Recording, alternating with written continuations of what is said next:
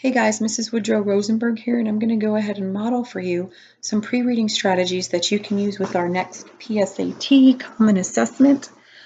It says at the top, questions 1 through 9 are based on the following passage and supplementary material. This passage is adapted from Tina Hessman-Say's Lessons from the Torpid by Society for Science and the Public.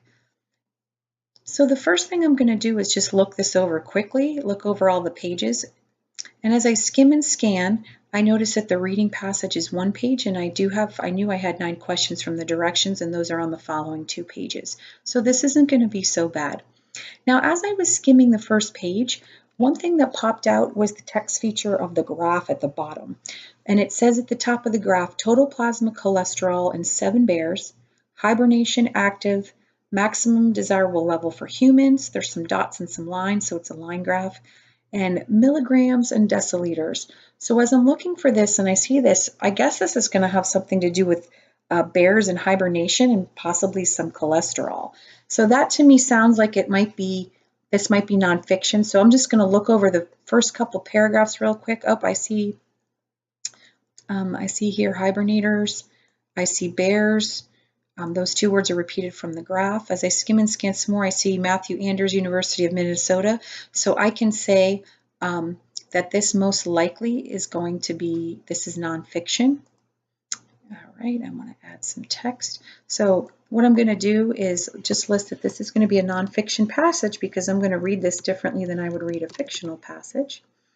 And I'm going to put a slash. My prediction, after looking at that graph, is that it's probably going to be about bears, but I want to skim and scan just for some keywords before I go ahead and solidify that prediction. So I saw already up here, I already highlighted hibernation and bears because that went with my graph.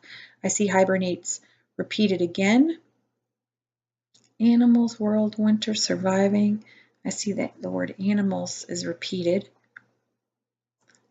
So this is another keyword that is popping out at me, repeated a lot. Bigger, fat, chunky. Hibernator again. As I skim and scan some more, I see bears again. Bears, bears, bears keeps being repeated. So it is pretty safe to say that that's what this is going to be about. Bears. Hibernating bears again. I don't need all that. I just need some keywords. I'm going to do hibernating bears. So I can see already just in the first half of this reading that it keeps repeating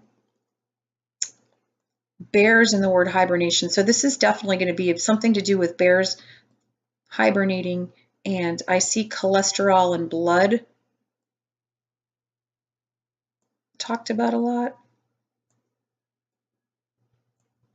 I see samples, bears, arteries. So this is going to have something to do with bears and their blood and hibernating. So it's pretty safe to say if I make my prediction. Oops, I don't want to do that. All right. Let me go ahead and edit text. That my prediction. This is about hibernating bears and cholesterol levels.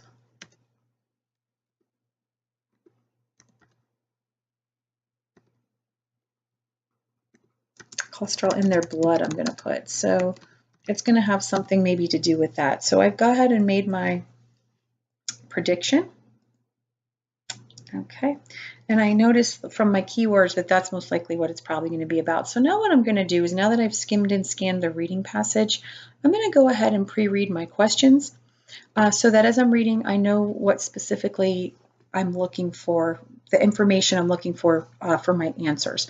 I like to underline some keywords in my directions so that when I come back to the questions, it pops out what I'm supposed to be looking for right away, and I can maximize my time. This also keeps me interested if I start falling asleep or if my mind starts to wander.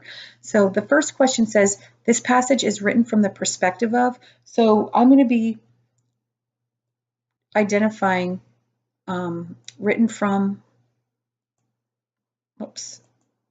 and perspective. So when I come back to this question, I'm going to need to refer back to the passage to figure out what perspective this passage is written from. Okay. Excellent. Number 2, it says it is reasonable to conclude that the main goal of the scientists conducting this research described in the passage is to. So I'm looking for reasonable to conclude what the main goal is. So when I go back in my passage, I know that, okay, I'm looking for the main goal. It's reasonable to draw the conclusion that the main goal was what? So this will just help me focus. Number 3, it says which choice provides the best evidence. So I'm looking for the best evidence for answer. So 3, I'm going to highlight the number 3 and 2, they're going to go together. Okay. This is important because of this reason right here. You see in number 3, the textual evidence can be found in one of these lines for number 3.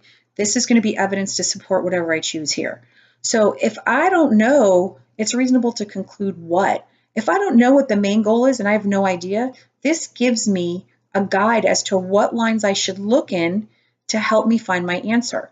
I don't have to reread the whole passage. If I'm not sure for number 2, I can look back at lines 1 through 5, 10 through 13, 31 through 35, or 42 through 46. That will help me key in on that. Why can I do that? Because this textual evidence here supports this answer that I choose up here.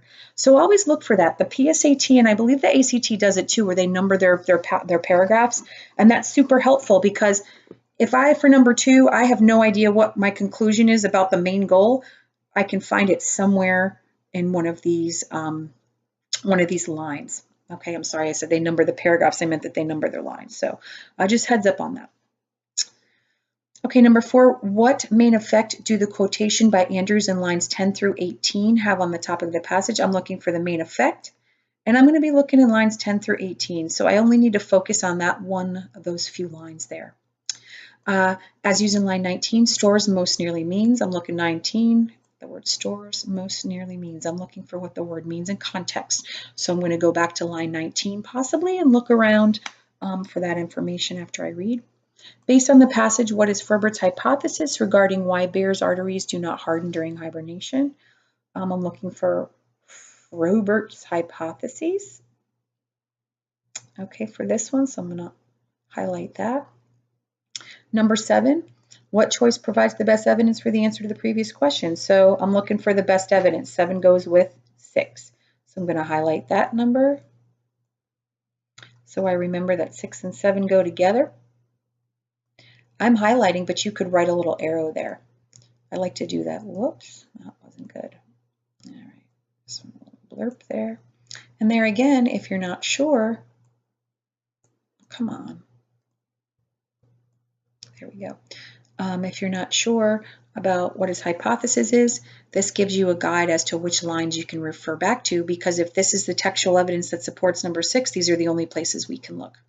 Okay, and I like to use that a lot, and that's very helpful that the SAT does that. Oops. Number 8, what information discussed in paragraph 10, lines 58 through 60 is represented in the graph? So great. I'm looking for paragraph 10, lines 58 to 68 is represented in that graph. So something in the text that they're explicitly listing goes with the graph. And then number 9, which statement about the effect of hibernation on the 7 bears is best supported by the graph? So the effect of hibernation supported by the graph. So this one, the last 2 questions are specifically about the graph. So I went ahead and I skimmed and scanned. I worked the text. I like to work the text in my directions, as you can see as well. Or excuse me, I keep saying directions. I mean in the questions. So now after I read that passage and I come back and I look at it, this information, what I'm supposed to look for, will pop out at me. So if this was a super boring text for me, when I get to my question, what I need to do pops out and I can go right back, work the text, and get through this. Okay, I hope this was helpful. Good luck with your next common assessment. Thank you.